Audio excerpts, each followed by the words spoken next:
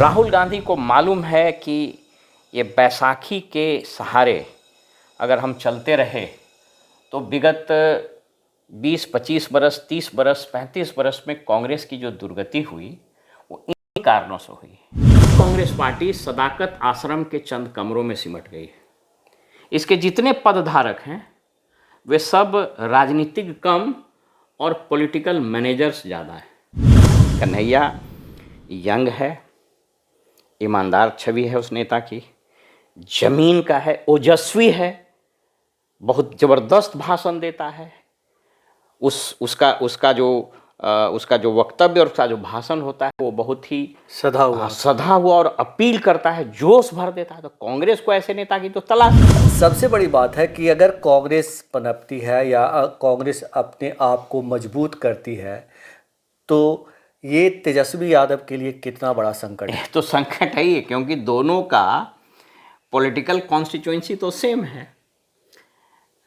देखिए, कांग्रेस को अगर खड़ा होना है तो मुझको लगता है कि कांग्रेस 3 स्तर पर काम करना पड़ेगा। लेकिन यहाँ पर समस्या ये है कि जैसे ही कांग्रेस का उत्थान होगा तेजस्वी का गिरावट शुरू हो जाएगा। तो ये डायकोटोमी के साथ ये सामंजस्य बिठाना किसी राजनीतिक चाणक्य के लिए ही संभव है। अभी दोनों में कौन राजनीतिक चाणक्य है, या दोनों है या दोनों नहीं है, ये तो हम नहीं कर सकते। मैं बता रहा था कि बिहार की राजनीतिक भूमि अभी एकदम उर्वरक है एंटी इनकम्बेंसी के लिए। जी। अभी देखिए, नीतीश कुमार के खिलाफ आक्रोश, करप्शन का जो हालत है उसके खिलाफ आक्रोश, के कारण जो लोग मर रहे हैं, आज भी कहीं से न्यूज आया है कि कुछ लोग या कल मर गए हैं। तो ये आक्रोश का एक, समझिए कि एक बारूद का ढेर खड़ा है बिहार। नमस्कार, आप देख रहे हैं आरडी न्यूज। मैं हूं योगेश चक्रवर्ती। कांग्रेस नेता राहुल गांधी ने क्या तेजस्वी यादव के छाती पर मूंग दलने का फैसला कर लिया है? उसी का नतीजा है कि पिछले 3 महीनों में आज चौथी बार राहुल गांधी बिहार में हैं। बिहार में ही नहीं हैं बल्कि कन्हैया कुमार के समर्थन में खड़े हैं और उनकी पदयात्रा पलायन रोको नौकरी 2 में शामिल हुए हैं। यही नहीं, राहुल गांधी पटना के कृष्ण मेमोरियल हॉल में एक जनसभा को भी संबोधित करेंगे और अब से कुछ देर बाद राहुल गांधी अपने कार्यकर्ताओं को बिहार में खड़े होने का मंत्र भी देंगे। आखिर क्या वजह है कि पिछले 3 महीनों में आज राहुल गांधी को चौथी बार बिहार आना पड़ा? क्या तेजस्वी यादव से उनका भरोसा उठ गया है? हमारे साथ पूर्व आईएएस अधिकारी ओम प्रकाश यादव जी हैं। आइए इनसे समझते हैं पूरा राजनीतिक समीकरण और कांग्रेस की रणनीति को। सर नमस्कार। कैसे देखते हैं सर?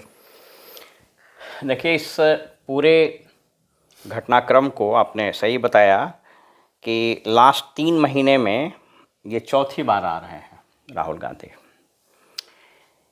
इसके बैकग्राउंड को समझने का प्रयास कीजिए कि लास्ट मंथ से बिहार में कांग्रेस पार्टी एज सच में कितने परिवर्तन हुए हैं। पहला परिवर्तन हुआ कि राज्य के जो प्रभारी थे उनको बदला गया जी। उसके बाद प्रदेश अध्यक्ष को बदला गया। उसके बाद कन्हैया को जो यात्रा पलायन रोको और रोजगार 2 यात्रा शुरू किए हैं उसको नैतिक और भौतिक समर्थन देना शुरू किया। इसके कई एक राजनीतिक मायने हैं। आपको ये समझना पड़ेगा कि आज के तारीख में यद्यपि बीजेपी या आप एनडीए कह लें तो एनडीए के तरफ से जहां प्रधानमंत्री का चेहरा शुरू से नरेंद्र मोदी जी रहे, ये तीसरा कार्यकाल है उनका, वहीं इंडिया गठबंधन तो ये तो बिखर गया, लेकिन जो विपक्ष के जितने दल हैं उन सबों के लिए प्रधानमंत्री सच का चेहरा तो राहुल ही गांधी है। बिल्कुल। सबसे बड़ी पार्टी भी है। तो इसका राजनीतिक मायने ये समझिए कि अगर राहुल गांधी को केंद्र में प्रधानमंत्री की गद्दी तक पहुंचना है तो वो जो रास्ते हैं प्रधानमंत्री की कुर्सी तक, वो हिंदी हार्टलैंड होते हुए बिहार, झारखंड होते हुए यूपी के रास्ते ही जाएगा। बिहार का पूरा राजनीतिक इतिहास अगर आज़ादी के बाद अब देखिएगा तो एक दो अपवाद को छोड़ के बाकी जितने भी प्रधानमंत्री बने हैं देश के, वो किसी न किसी रूप में उत्तर प्रदेश से कनेक्टेड रहे हैं। सो मच प्रधानमंत्री के कैंडिडेट के रूप में आपको याद होगा जब 14 में प्रोजेक्ट किया गया था नरेंद्र मोदी को, तो उन्होंने कहाँ से चुनाव लड़ा था। राहुल गांधी को मालूम है कि ये बैसाखी के सहारे अगर हम चलते रहे तो विगत 20-25 बरस, 30 बरस, 35 बरस में कांग्रेस की जो दुर्गति हुई वो इन्हीं कारणों से हुई। Over a period of time Congress का नेतृत्व, कांग्रेस का संगठन, ये सभी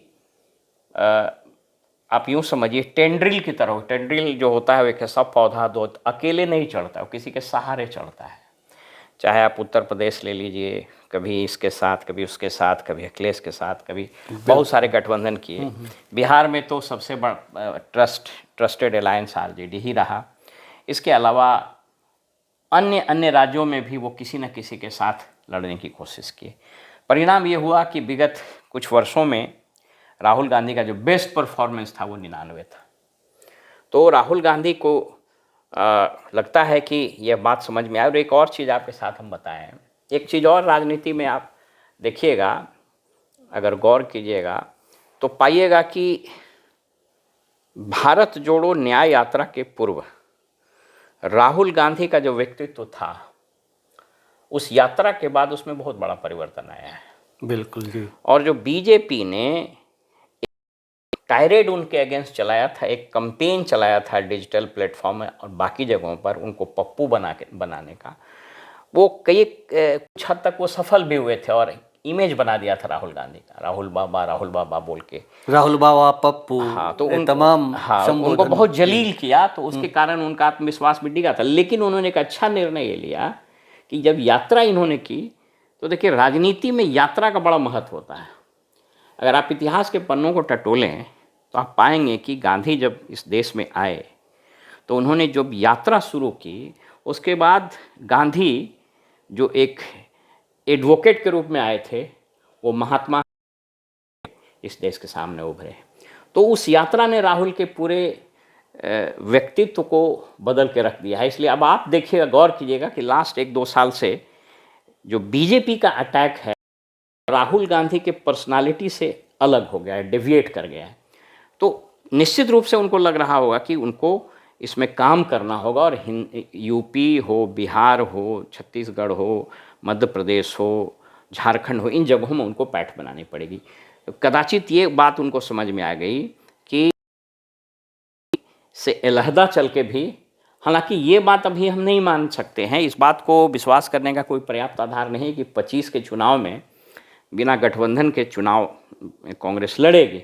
लेकिन लॉन्ग टर्म अगर उनको सोचना है, चूँकि राहुल गांधी का उम्र भी है, तो अगर उनको 29 के चुनाव की भी तैयारी करनी है तो अभी से अगर वो लगेंगे तो संगठन खड़ा कर सकेंगे, सारी चीज़ें खड़ा कर सकेंगे। अगर आप इस पर एक और दृष्टिकोण से हम आपसे बात करेंगे, कांग्रेस की बिहार में क्या स्थिति है, राजनीतिक हैसियत। पूरी कांग्रेस पार्टी सदाकत आश्रम के चंद कमरों में सिमट गई है। इसके जितने पदधारक हैं वे सब राजनीतिक कम और पॉलिटिकल मैनेजर्स ज़्यादा हैं।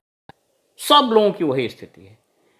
मेरी जो जानकारी है, तमाम जिले अध्यक्ष भी नहीं, और अगर हैं तो नाम के हैं, प्रखंड अध्यक्ष वगैरह तो ही नहीं। तो इनको इस संरचना को इनको खड़ा करना पड़ेगा। तो कदाचित राहुल गांधी ने इसकी शुरुआत की है और कन्हैया कुमार पे भरोसा जताया है कि इनसे हमें काफ़ी मदद मिलेगी, क्योंकि भले ही प्रदेश अध्यक्ष राजेश राम को बनाया गया हो, लेकिन आने वाले दिनों में क्या कांग्रेस ने ये मन में अंदर खाने कहीं ना किसी न किसी तहखाने में ये दबा के रखा है कि हमको कन्हैया कुमार को बिहार में नायक के तौर पर आने वाले दिनों में प्रोजेक्ट करना है? हाँ, हो सकता है। इस पे कई दौर देखिए, कांग्रेस की दुविधा क्या है?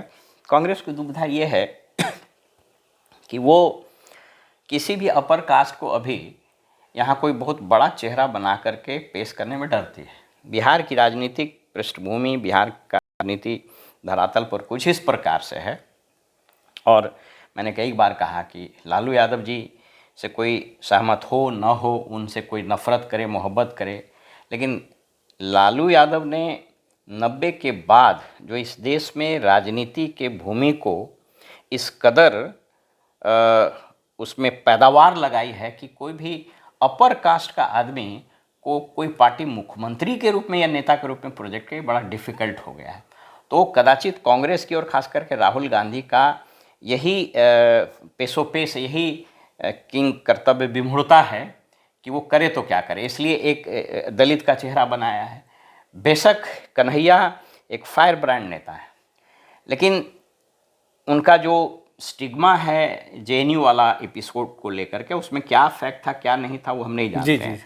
लेकिन वो एक राजनीति में क्या होता है, राजनीति में एक नैरेटिव सेट हो जाता है, तो एक नैरेटिव उसके खिलाफ सेट हो गया है। लेकिन इस बात से आज कोई इनकार नहीं करेगा कि कन्हैया यंग है, ईमानदार छवि है उस नेता की, जमीन का है, ओजस्वी, बहुत ज़बरदस्त भाषण देता है। उसका जो वक्तव्य और उसका जो भाषण होता है वो बहुत ही सधा हुआ और अपील करता है, जोश भर देता है। तो कांग्रेस को ऐसे नेता की तो तलाश है। कांग्रेस में तो ऐसे नेताओं का अकाल है जो ढंग से बोल पाए, पब्लिक को एड्रेस कर पाए। मुझको नहीं याद, मुझको लगता है कि कदाचित पिछले 10-15 बरस में, मुझको स्मरण नहीं है, एक आध अपवाद कहीं हो तो नहीं कर सकते हैं, लेकिन शायद 20 बरस के बाद पहला कोई ऐसा नेता है जिसने कोई पदयात्रा आज तक शुरू की है। बिल्कुल। तो ये एक उम्मीद की किरण निश्चित रूप से कांग्रेस के लिए आया है। लेकिन अब ये देखना पड़ेगा कि ये जो उनकी जो ये रणनीति है, यह क्या अभी 2025 के चुनाव में वो एकला चलेंगे, इस संभावना में हमको थोड़ा डाउट लगता है। जी बिल्कुल, इसमें बहुत मतलब कम संभावना ऐसी है कि 2025 में वो अलग चुनाव लड़ेंगे। लेकिन और इसी की वजह है, यही वजह है सर कि अभी जो कांग्रेस के प्रदेश अध्यक्ष हैं राजेश राम, कुछ दिनों पहले 2 से 3 दिन पहले तेजस्वी यादव से मिले हैं।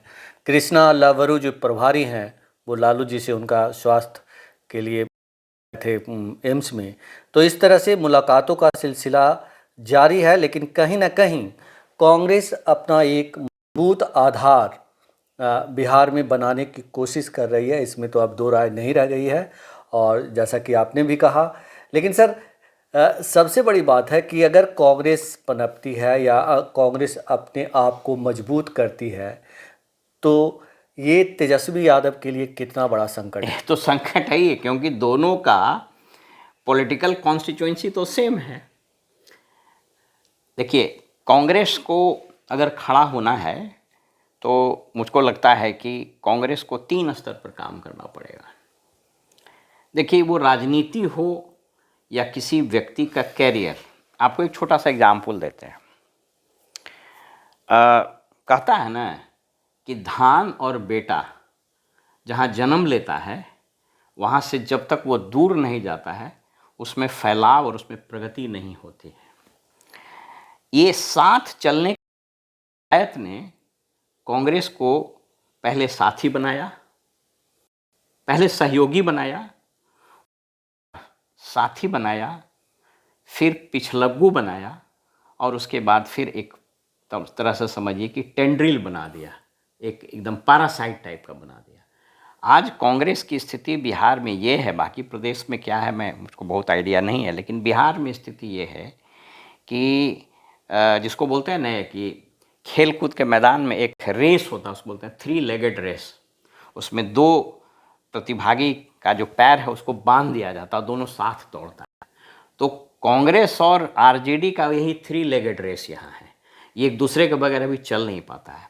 तो कांग्रेस को 3 स्तर पर काम करने की ज़रूरत है, और वो 3 स्तर पर काम करेगा तभी वो आगे बढ़ेगा। और आज ये प्रश्न आपने बहुत बढ़िया कि दोनों का कॉन्स्टिट्यूएंसी सेम है। अगर तेजस्वी आगे बढ़ता है तो कांग्रेस नीचे जाएगा, और कांग्रेस होने का सीधा मतलब है तेजस्वी का वोट बैंक नीचे जाएगा। तो खतरे की घंटी है ही। राजनीति में कोई किसी का दोस्त तो होता नहीं है, सब अपने अपने फायदे के लिए लोग आते हैं। तो 3 स्तर पर काम ये करना चाहिए। पहला कि प्रदेश स्तर पर इसको बड़ा पड़ेगा। ये कॉस्मेटिक सर्जरी से नहीं होगा कि उसको बना दो, उसको बना दो, उसको बना दो।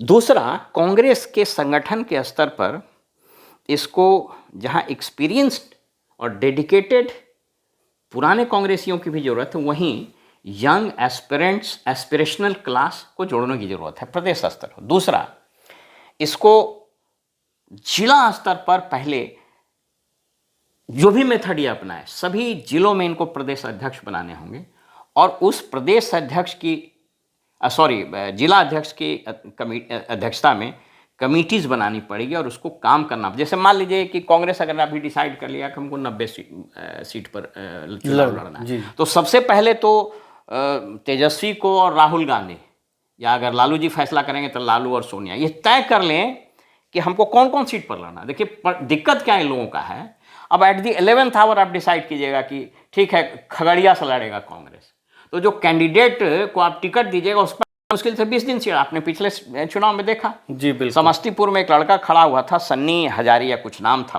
उसका एट द 11th आवर उसको मिला, लोकसभा चुनाव वो पूरा घूम भी नहीं पाया। तो इसको एक बार प्रशांत किशोर ने भी बहुत अच्छे से बताया था। तो आप ये समझिए कि पहला 2 काम तो मैंने बताया। तीसरा काम ये है कि इन दोनों को बैठ के सीट का बंटवारा अभी तुरंत कर लेना चाहिए 15-20 दिन के अंदर, और उसके बाद जो सीट इन लोगों को एलोकेट होता है वहाँ पर अभी से संगठन खड़ा करना। अभी 6 महीने का समय है, धुआंधार अगर काम करे बिहार, चूँकि अभी और जगह चुनाव तो है नहीं, बिहार उसके बाद फिर बंगाल में है, तो ये लोग खड़ा कर सकते हैं। लेकिन यहाँ पर समस्या ये है कि जैसे ही कांग्रेस का उत्थान होगा तेजस्वी का गिरावट शुरू हो जाएगा। तो ये डायकोटोमी के साथ ये सामंजस्य बिठाना किसी राजनीतिक चाणक्य के लिए ही संभव है।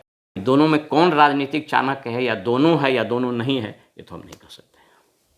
लेकिन सर ये तो बहुत बड़ा आपने एक यक्ष प्रश्न खड़ा कर दिया कि कौन है।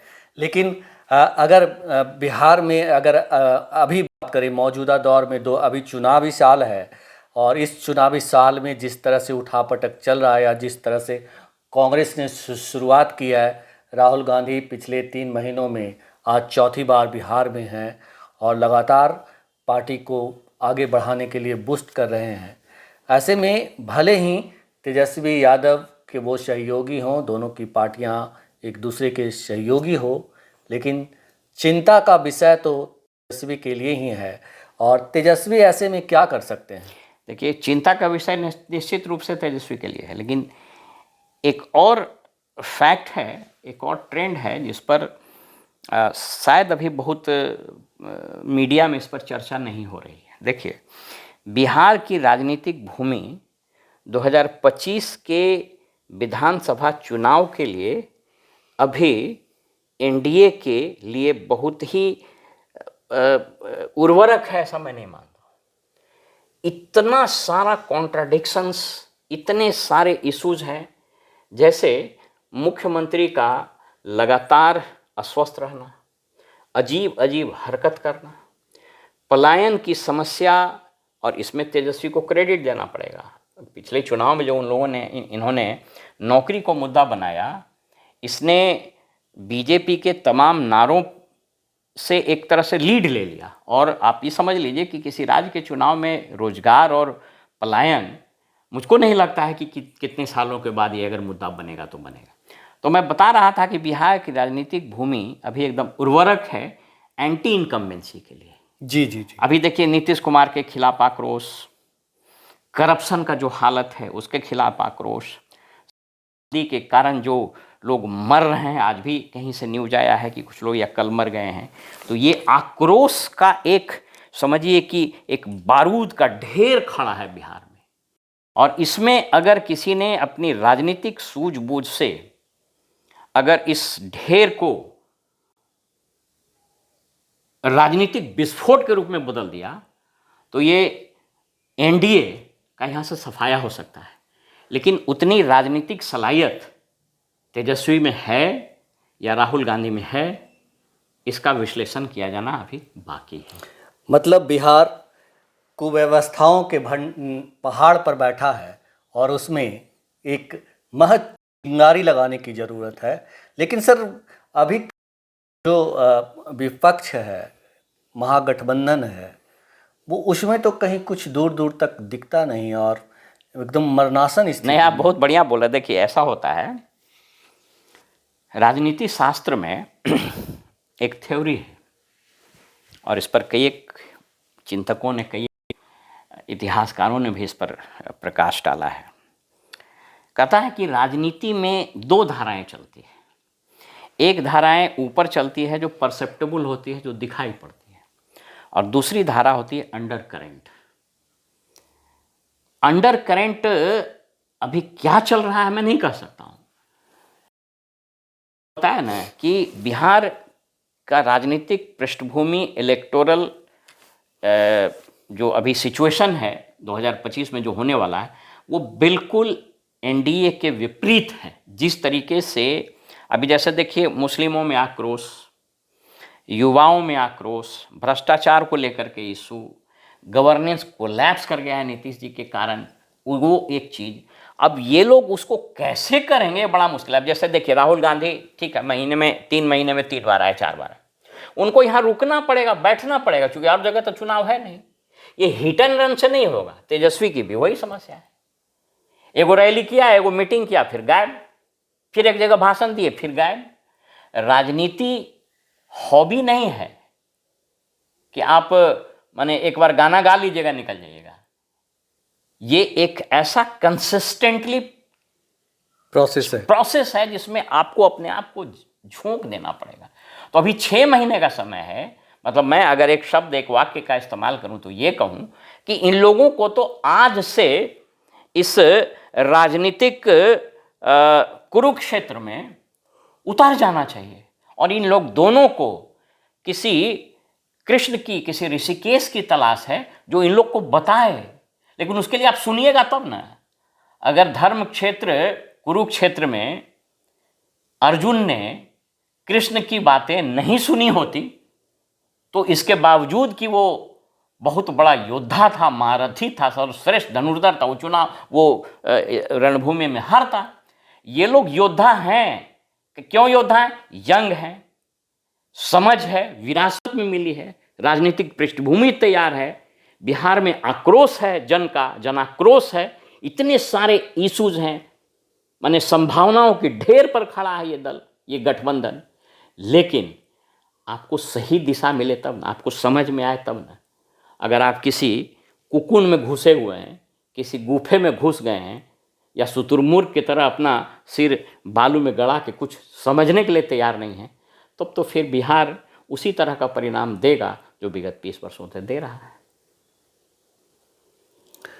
तो बिहार फिलहाल जो राजनीतिक माहौल है वो पूरी तरह से विपक्ष के पाले की है, यानी कि विपक्ष चाहे तो इसे भुनाकर सत्ता की कुर्सी तक पहुंच सकता है।